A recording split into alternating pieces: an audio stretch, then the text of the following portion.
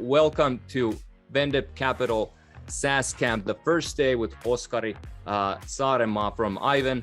My name is Timo, I'm from Vendep Capital, and we're an early stage SaaS focused VC based in Helsinki, investing in the Nordics and the Baltics into SaaS companies that are prior to Series A. And we're happy to have Oskari Saarenmaa join us. While most of you know him as the CEO of a fast-growing managed cloud services company, Aiven, he's actually founded and managed a couple of software companies, or agencies actually, I should say, software development agencies, and worked as a software architect in designing large-scale database systems. So the man has been through the rodeo a couple of times, and he will now share his experience on SaaS company building and scaling. And I will also mention that outside of work, he's actually trying to achieve the difficult balancing act of being a father and a businessman and a family man, and on top of all of this, a wooden boat owner. So we applaud him for that. Welcome, Oskari. Go ahead, take it away. The floor is yours. Thank you, Timo. Good to be here. And just on the last note you mentioned, owning a wooden boat. So there are, two great days for a boat owner, and then there are, lots of other days. So the best day is, of course, when you acquire a new boat, and the second best day is when you get rid of it. So I had my second best day just recently, and I'm no longer a owner of a wooden boat. Oh, very good. But it was fun while it lasted. But yeah. Maybe you'll get back to it later on when you have time. Yeah, cool. So thank you for having me. And so as Timo mentioned, I'm running Aiven, and before Aiven, I've been running a couple of other software development agencies. But I wanted to specifically talk about our journey with Aiven through seed to Series A funding round. So roughly, from 2016 to early 2019, and this is really a story about how we got here as Aiven. Although I've managed a couple of other companies previously, those weren't venture backed, and they were much smaller than Aiven. So my sample size for all of these things I want to share with you is one. If you find out that you can make better progress with other types of learnings, go ahead. Don't just listen to what I have to say. Consider what really matters for your business and what's relevant that allows you to get ahead in your building your own companies. But so on the agenda today, I wanted to just give you a little recap of who Aiven is, where we are, and then go into how did we actually get started and how we set out to build a global business, how we built up the team, and wanted to share some of the many mistakes we've made over the years, and towards the end, just talk a little bit about fundraising for Series A and beyond. And as Timo mentioned, please feel free to ask questions. I'm happy to answer any questions you have, and it would be great to have a bit of a conversation and debate around these topics. So that would be great. All right. So what we do at Aiven, so we manage open source data infrastructure in the cloud. So we provide tools for software developers so they can focus on developing their own applications instead of having to fight the infrastructure. And we are big believers in the cloud. We're providing cloud services for our customers, and all of our customers are already running on one of the public clouds. So we are enabling developers to just focus on what matters most to them. And we've thus far found lots of adoption all around the world. Like, we're working today with hundreds of customers all across the globe. Some here in our native Finland, but we have a tiny fraction of our revenue from here, less than 5% or thereabouts. And we see a lot of adoption from all over the world, from different kinds of businesses that are just looking to utilize open source technologies and with the applications that matter to them and move ahead faster. Some of the names here you may recognize, others may be a little bit less familiar to you, but the common theme and common thread with all of these companies is that they are creating software solutions and they're generating a lot of data. Some of these companies are producing software solutions and software products for their end customers, but others like Decathlon and Adeo are in the retail more than in like producing software and solutions for their customers. So throughout the years, we've grown from our little founding team to now a team of more than 200 people in around 15 different countries around the world. We have roughly half of our staff here in Finland, and the more than 100 people in Germany, UK, Italy, Singapore, Australia, Canada, US, and most recently also in New Zealand, where we started building a new hub in.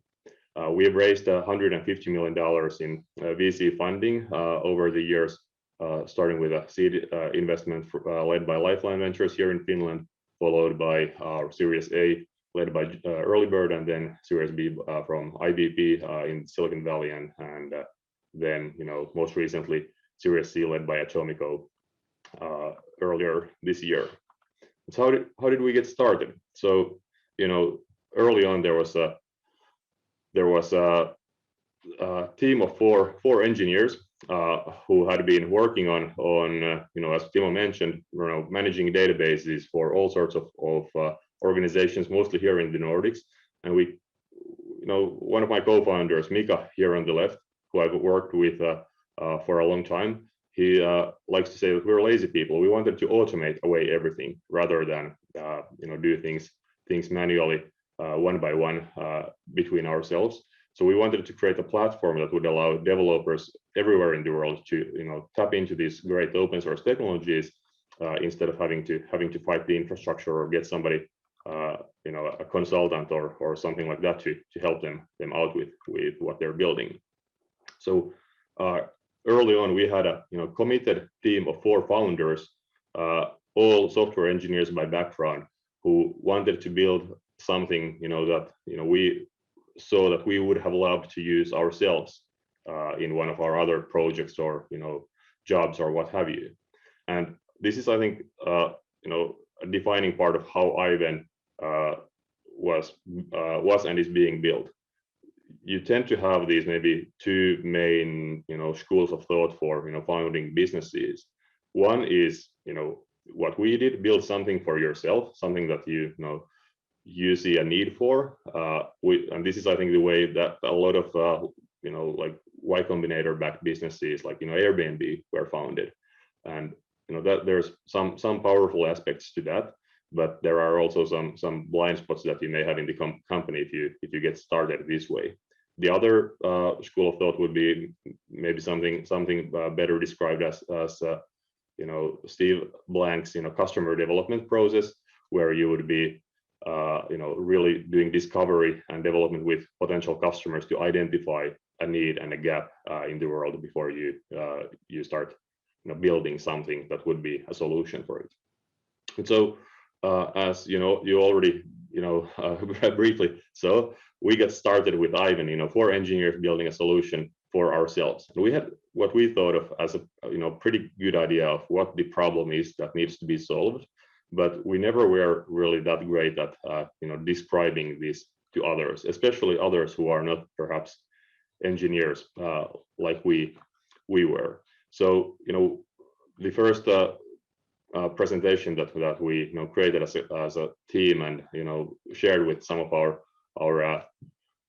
potentially interested folks out there who got to know about Aiven was looking like this. So we had a cute little problem statement slide and then a description of what Aiven is, and all of this time we had actually had a platform online that allowed you to sign up and try the services. This is how people found out about Aiven in the first place.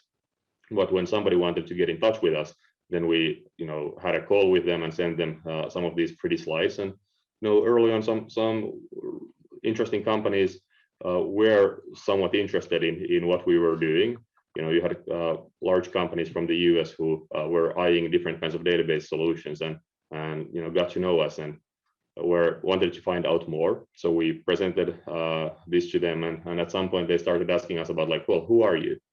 So we're like, well, it's a team of 4, and they're asking like, well, is the 4 your support team in the US, It's like, no, the four is, all of the company. It's there's nobody else here. And then all of those discussions with these large potential enterprise companies ended pretty quickly. So instead of trying to really, tell these stories and not really being able to support, this kind of a story with these large customers, we wanted to just refocus on where we can win and where we find adoption.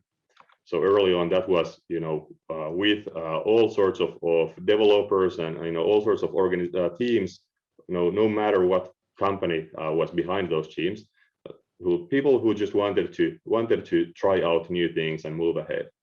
And this helped us validate that we actually do have some kind of product market fit. And this happened before we had really even heard of the term, I would say. But what product market fit is, it's really, it means being in a good market with a product that can satisfy that market. And this is, the way Mark Andreessen would define it. And it's something that still confuses people to this date, where a lot of people are thinking that, you need, a really great product, and then that'll just, fix everything for you. But it's much more important to actually be in a great market with a product that is good enough. Of course, if you can have a great product in a great market, that's even better. But what's most important is finding that market that actually wants what you are creating. And if that market doesn't exist, or it looks to be too small, then you should look for another market for your product before you try to move, before you spend too much time on that. But really, focusing on product market fit early on is I think the most important thing for any startup out there. And for us, it took us a long time to understand all these dynamics of what does this mean? What is the market that we are in with Aiven, and what is the product that we are actually producing for that? So we started with producing database technologies as a service for our customers, and for a little bit of time we thought that, hey, we are a database company, but that's not really the case. What we provided our customers with was tools for developers to build new applications with. And that helped us move forward, and that helped us really build a base that allowed us to build more things on top of later on. And this is why I wrote down, play your strengths. Don't feel like you need to be something different. Like find what works, find the market, and then things will be just so much easier for you. One thing that we also decided to do very early on at Aiven was really to focus on the global market. So internet is inherently global, and sadly we still see so many companies being founded and focusing on just the tiny local market. If you are in a really large market, maybe in the US, for example, you can survive by just focusing on the local market. But if you are headquartered in Finland or another tiny market like we are, building something just local here would make absolutely no sense. And this is something that I think you have to be clear with very early on. You need to build something that can address this larger market, and something that can resonate there. And you really need to focus on what do the customers need, not really like is there competition and worry too much about competition. Again, like going back to thinking about the great market, if there's no competition, there probably is no market, right? So what you're trying to do is build something great, something that is great in the eyes of would-be customers, and something that allows those customers to get more things done with you than they would get done by not doing anything, which is always your biggest competitor at this stage. So you shouldn't be spending too many cycles on looking at who else is there, and just focus on your customers and understanding what they need. Also, since you're building a global business from day one, you want to build an international team and not build a team of just your best buddies from the next neighborhood. So you want to be able to bring in different perspectives, not just think of culture fit, but also culture add. What helps you get a better perspective to the market? What helps you build better products? What helps you build better teams going forward? And you should always aim to really be the best, not just good in something, but be best. And that can be in a one small niche market at first, but just make sure you're not satisfied with kind of a lukewarm mediocre solution. And now you want to get there. So how do you do that? So what is the story? What is the product? Who's telling the stories? Who's talking to the customers? Who's finding out? These are some of the things that you have to understand when you start thinking of scaling the company, and when you start thinking of bringing on new people to the company.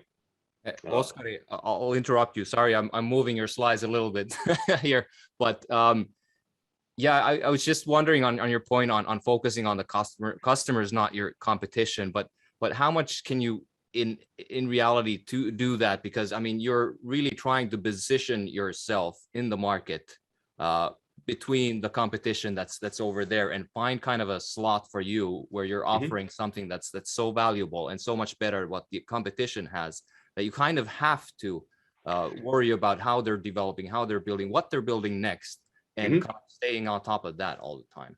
Yeah. So you're right there, Timo.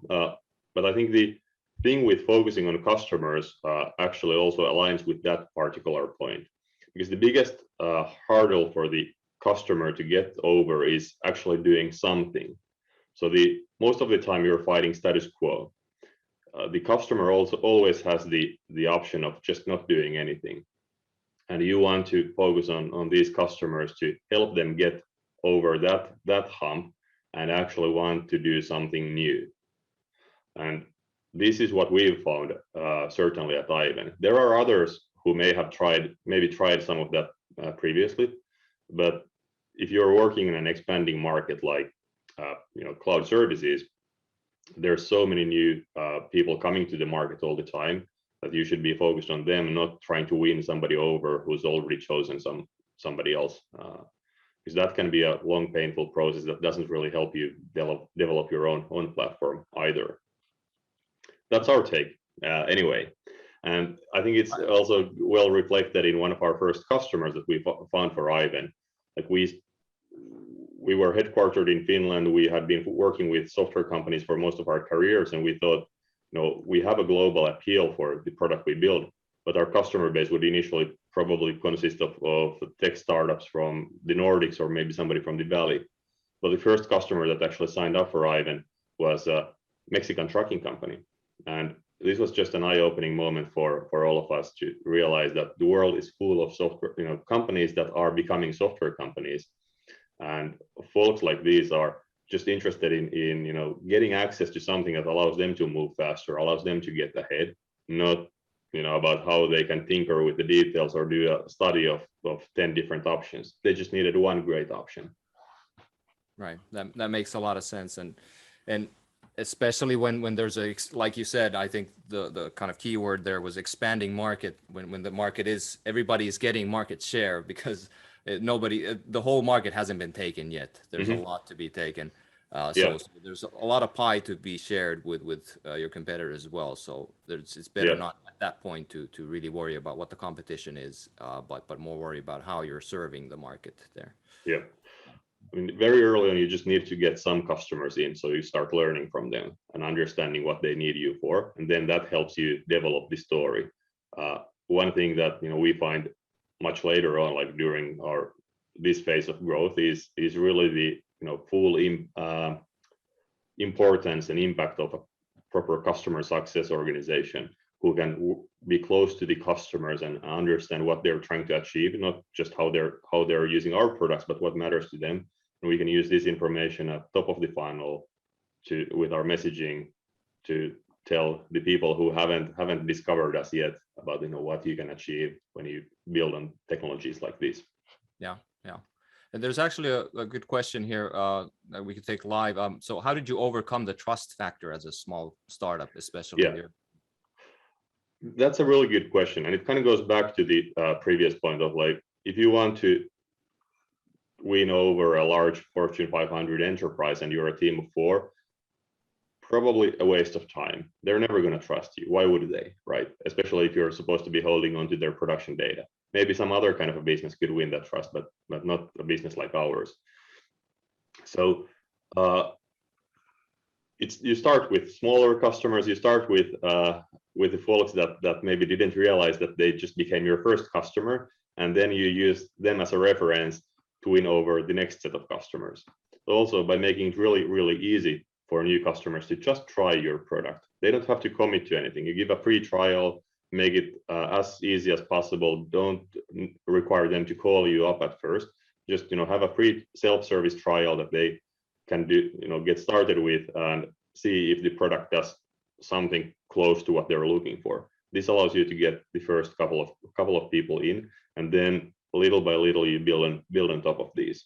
And now we are finally at Aiven at the stage where we have enough, let's say, larger logos in industries like retail that we can really confidently use those when we talk to new customers. But even 5 years later with 700 customers, there's still specific segments out there that would never trust us because we don't work with their main competitors, their peer group, their buddies, companies, and such. But don't let that hold you back. Just focus on the ones you can win and focus on staying alive and moving forward. Right. Kind of like getting the foot in the door, and then yes. getting in through there, and finally creating the snowball that you can. Yeah, and like a lot of this comes down to your very early growth and scaling. So understanding where does it come from. And many of the companies that may become your customers early, you've never heard of them, and that's not a problem. You now have an opportunity to get to know them. But one of the things that was really helpful for Aiven was coming up with specific key metrics that we look at every day and we share with everybody on the team every day, and just getting everybody to be focused on those metrics that would let you understand how you are doing as a business. So very early on, when we raised our seed round, our investor from Lifeline, Petteri, recommended us to set up this daily email that would go out to the full team plus our investors, sending automatically just the key metrics to everybody. And we are still doing this today, but here's a sample of what we were sending out exactly 3 years ago. This came out at 7 a.m. every day to our full team and our investors, and showed what's our monthly recurring revenue, what's our annual recurring revenue, what's the month-over-month growth, how many service nodes we are running, how many users we have on the system and such. And this is a really helpful way of keeping everybody connected to the business and making everybody see what's the impact that they're having in the business. When you're hiring first people for your startup, a lot of the people who get interested in the company are the ones who want to be close to customers, want to be close to the product, want to see what's actually happening in action. And this is a good way to keep those people engaged and have them understand what really is the full impact of their work. If they are able to support a customer and now they scale up, this shows up in the email next day, and they can feel pretty good about that for a good reason. So I would definitely recommend everybody to set up something like this and just start sharing your key metrics with the team. It's also very helpful when things are not going all that well. You're not hiding what's broken from the company, and everybody can then work towards solving those issues that are maybe blocking your growth.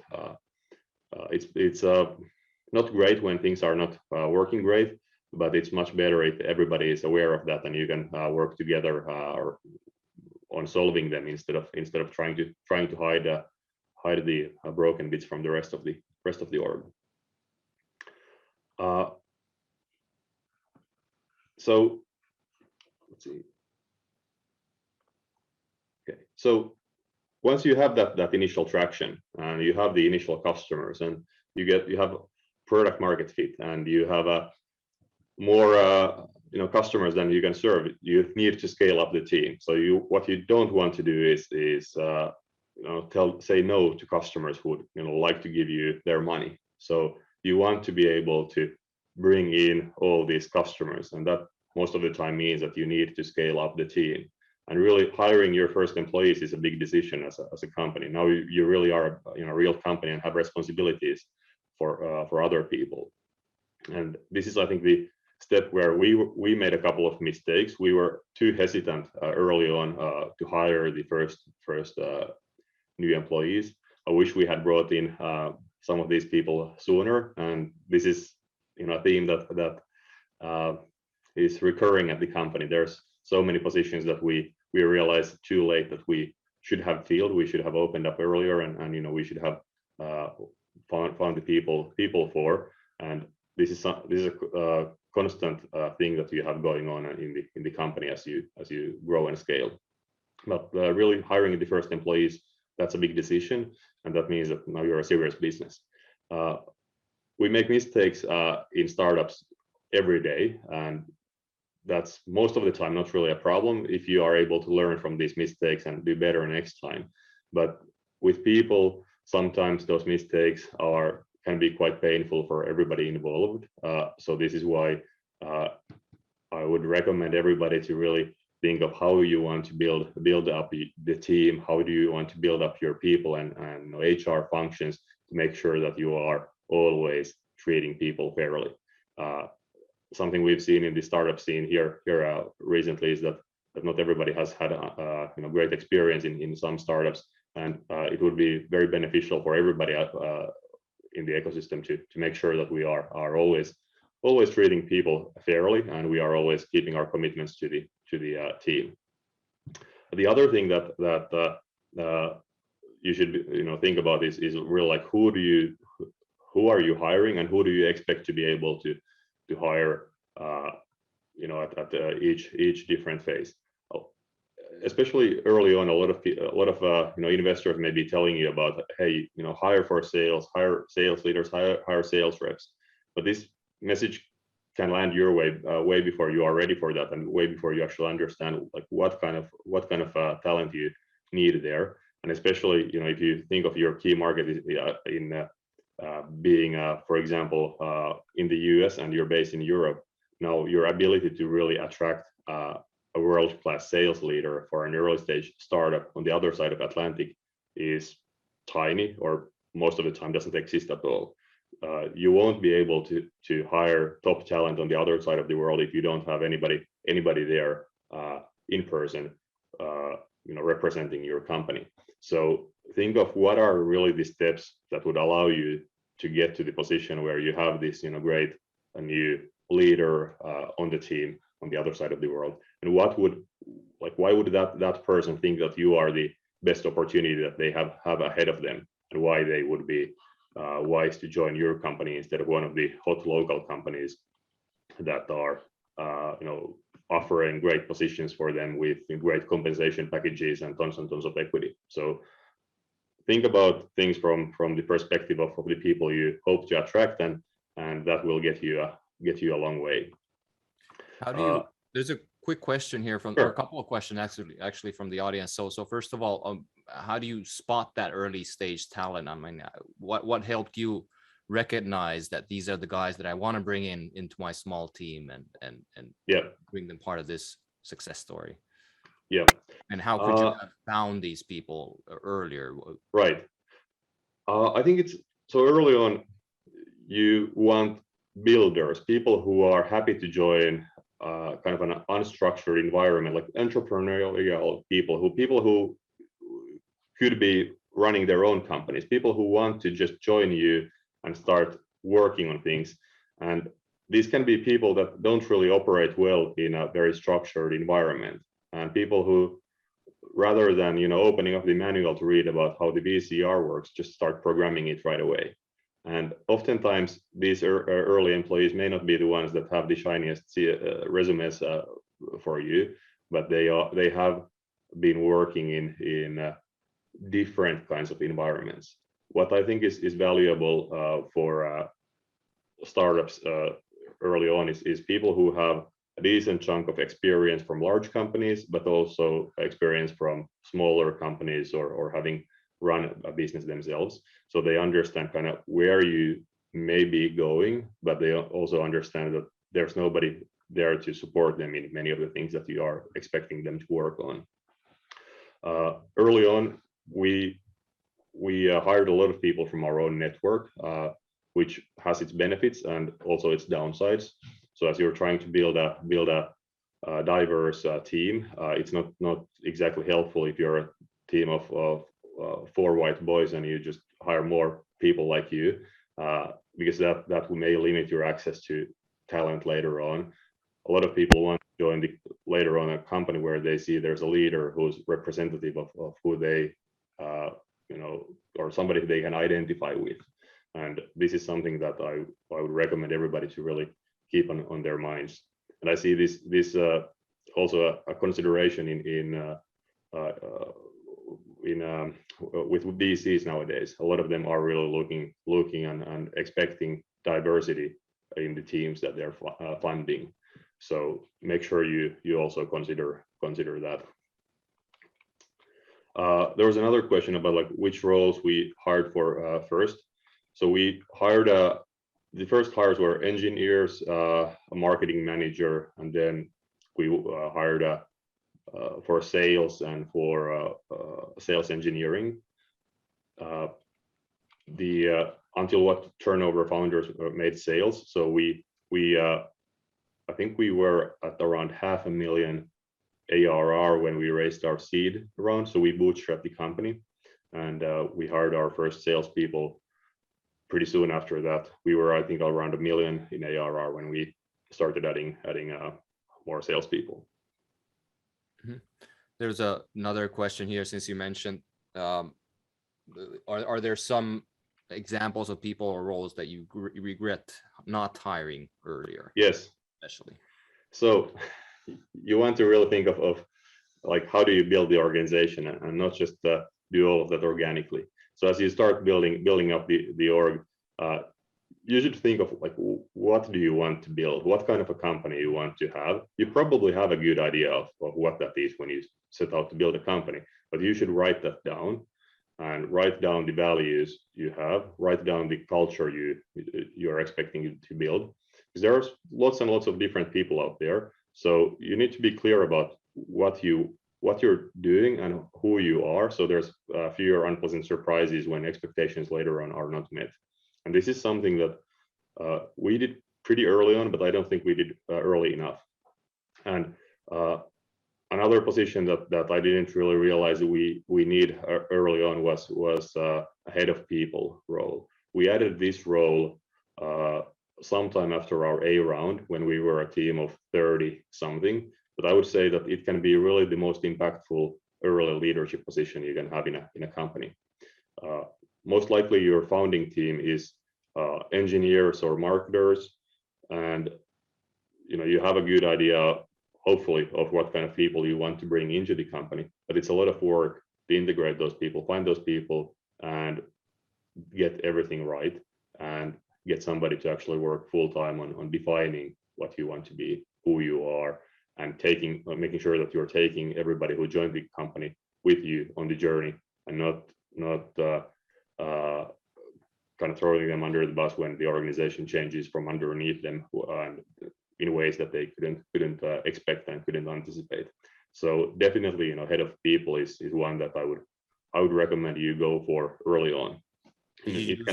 Some kind of an advisor or even a headhunter for recruitment before you hire this HR head of people? I think I've like in recruiting, I talk about in-house recruiters making a huge difference. I think recruiting is one of the biggest biggest responsibilities and biggest jobs of every leader and every founder on the team.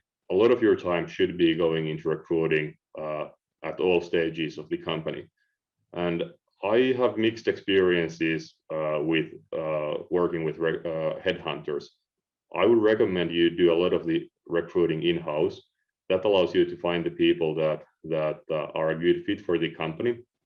And I think from a candidate's perspective, having somebody who's actually part of the company rather than a third party do this recruiting is a much better experience. Or at least, if it's not a great experience, then the candidate knows early on that this is not a fit for them, which is also good. You're probably not going to be building an organization that everybody out there likes and feels at home with. So the sooner you're able to figure out whether or not you have a match, the better, and you may avoid a lot of unpleasant surprises later on if you get this right. So head of people definitely, and building up a people organization is something I would recommend you to focus on early on, and that will then help you get all the other positions right. So this is the reason why I would say it comes first, because with a great head of people, you can then find other individual contributors and other leaders for the company that you need as you keep growing. And after you're maybe a couple of dozen people, you will need to set up some kind of an organizational structure and create basically an org chart that talks about how your company is organized. At that stage, you see people also shifting from these very early stage, generalists into more specialized people and specialized roles, and you will see that not everybody enjoys that kind of a change. This is the responsibility of you as a founder to then deal with and understand. Don't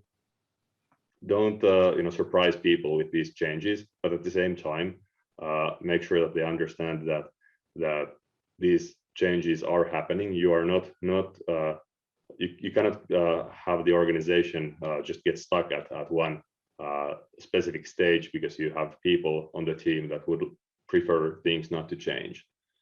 A startup like this is moving all the time. It'll either go upwards or downwards or sideways, but it's not going to stay put at the stage where it is today at.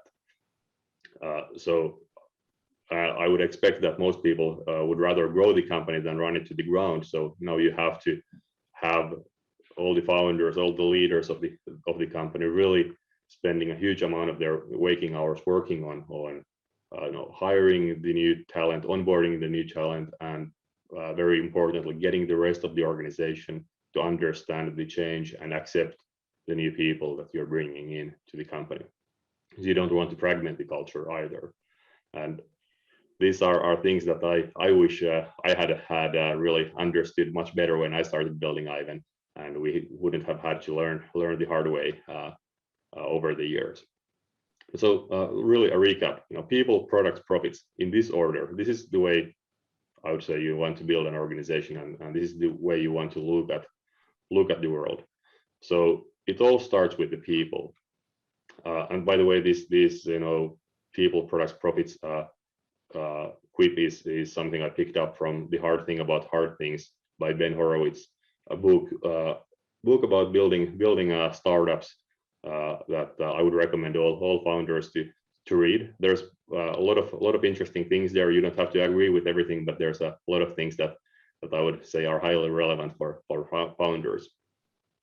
But really, going back to this, everything starts with the people, and it's not really just about how many people you have and are you able to hire them, but how do you work together? How do you build your culture? And how does all of this come together? It's very hard to overinvest in this aspect. At least we haven't figured out how to do that yet, and we think there's so much more that we could be doing with the people function. The next one, products. Again, it's not just about bringing in more engineers to write more code. You probably need that, but you also need to be thinking about what the product is for, what does it do, why does it exist, what will it do next.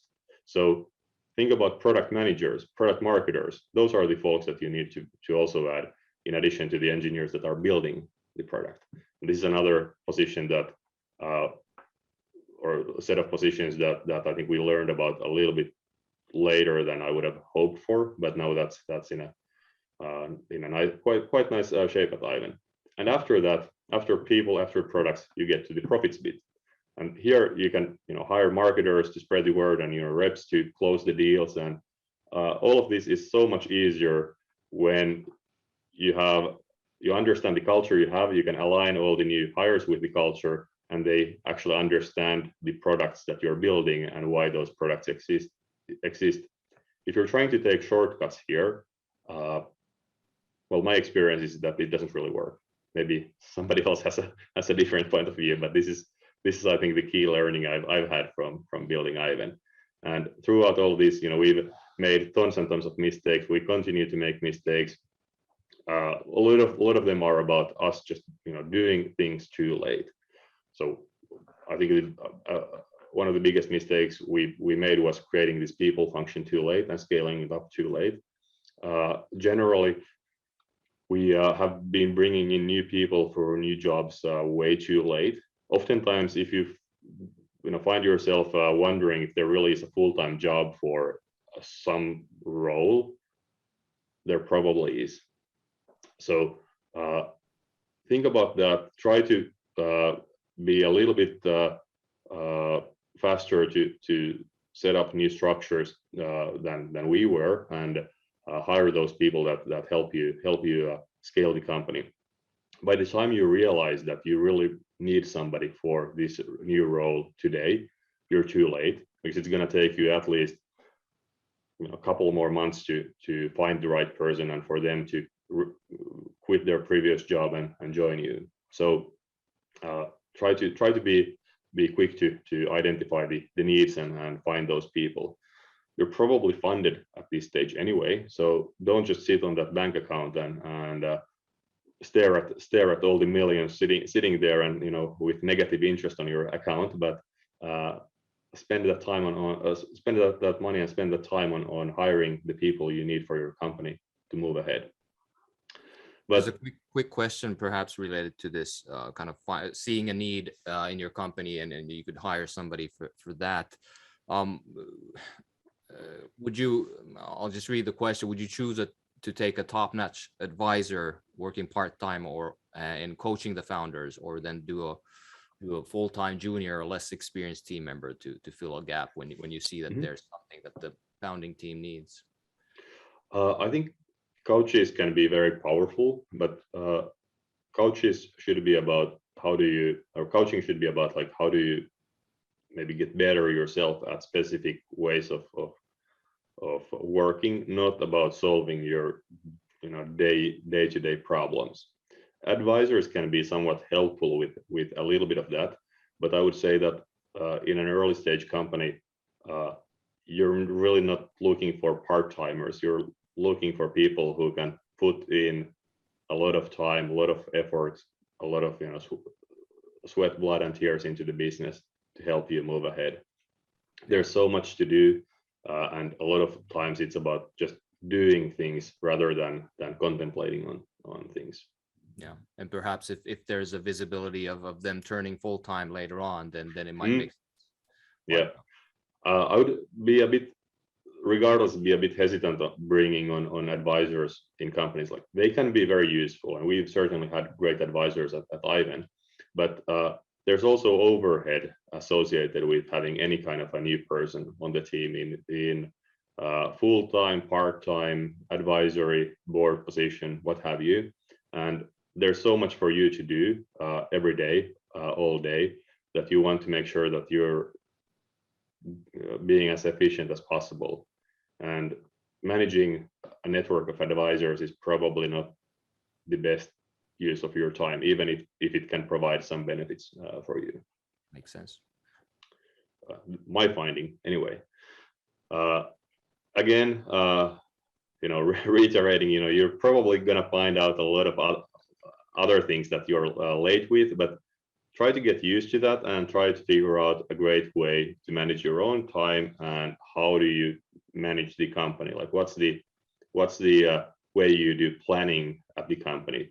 Early on, you probably shouldn't spend a lot of time, creating a complex process for this, but it's helpful to write things down. That helps you also get a feeling of achievement when you have written down a lot of things and then you actually did part of them. So it's not just always a feeling of a mountain of work ahead of you and nothing getting done. Some mistakes we didn't really make, things that we got right. Early on, a lot of would-be investors were questioning our approach of targeting developers and working with developers instead of going for the C-level sale. We didn't really see how that would work, so we continued to focus on the developers, and that's where we continued to find adoption.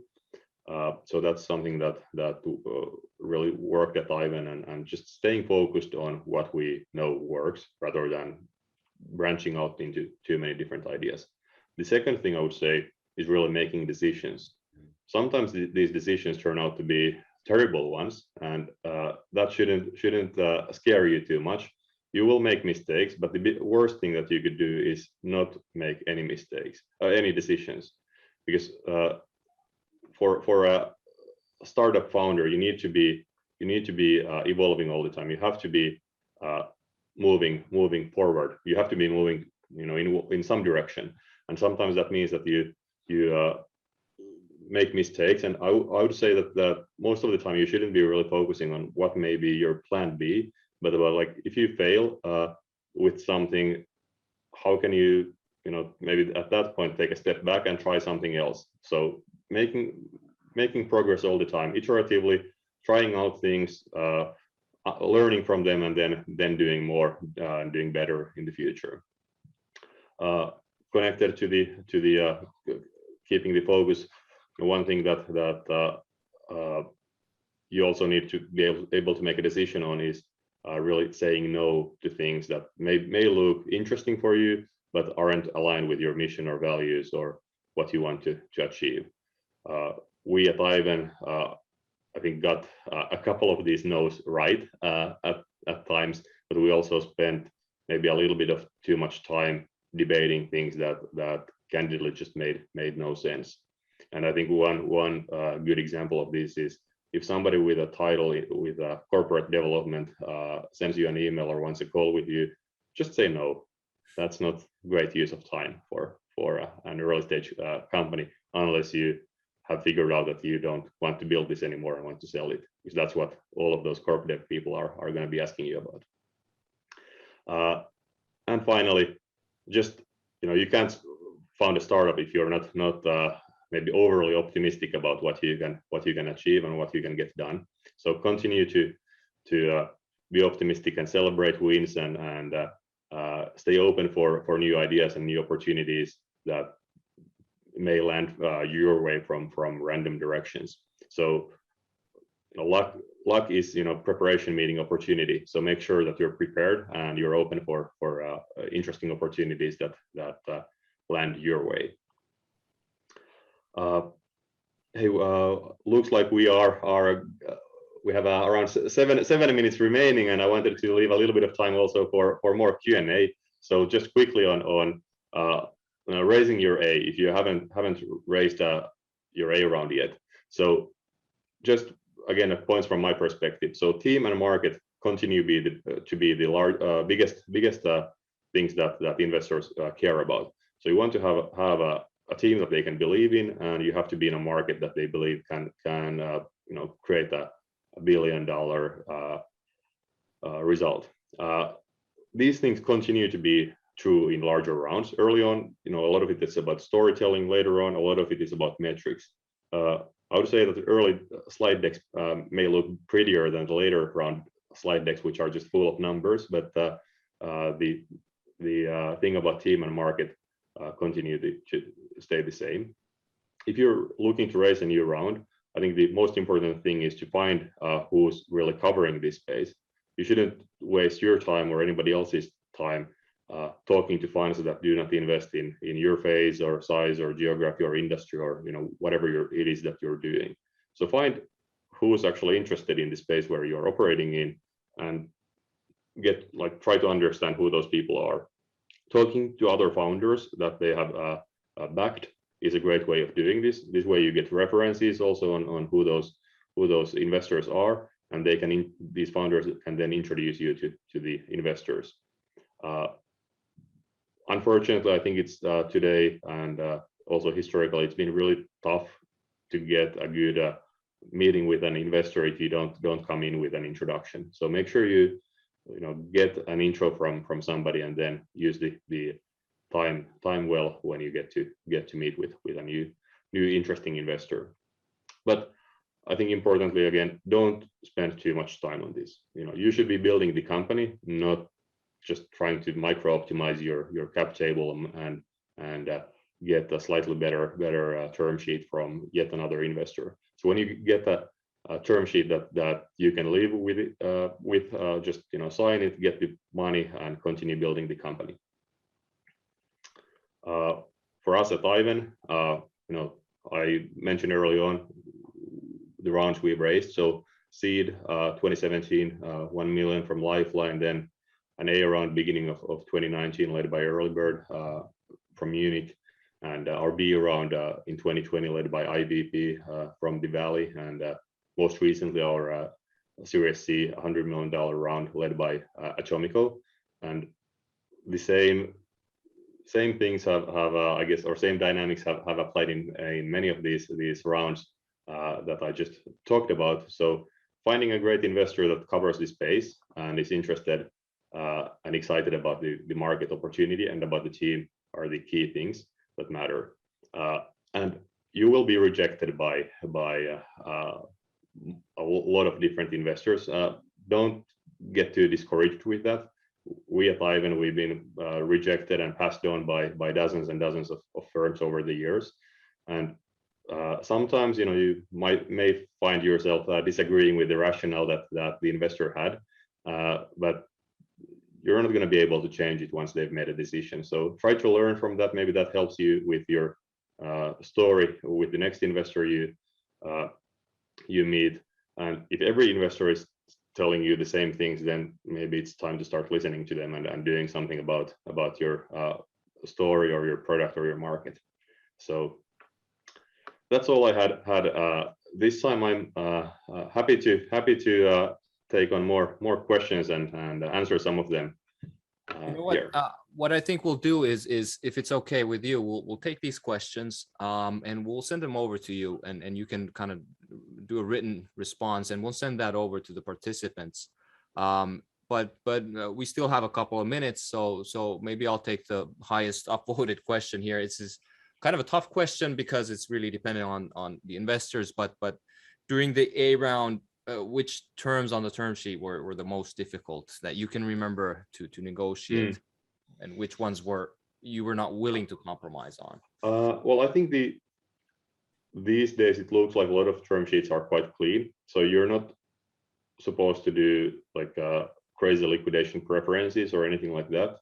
And early on, I think it's important that you make sure that you have the board representation doesn't change too much. So early on, it's still, you need the founders to be running the show. Founders are the people who are building the company. Investors can help. Investors definitely can help with their funding. But if you're expecting the investors to run the company for you, or if the investors are expecting to run the company, then you probably have a bad match. So try to get simple, clean terms. You can find out from Y Combinator and others what clean terms look like, and don't race with crazy terms. Other than that, it's of course about valuation and dilution. Yeah, great answer there. For now, Oskari, thank you so much for taking the time. Thank you for this really experience-led content that you were able to provide, and we're really thankful for that. And we hope to see you go onwards and upwards then from here. Yeah, thank you for having me, and thank you for all the interesting questions. I'd be happy to follow up on those. And good luck with whatever it is that you're building. Thank you. Yeah. Thanks, everybody. Bye.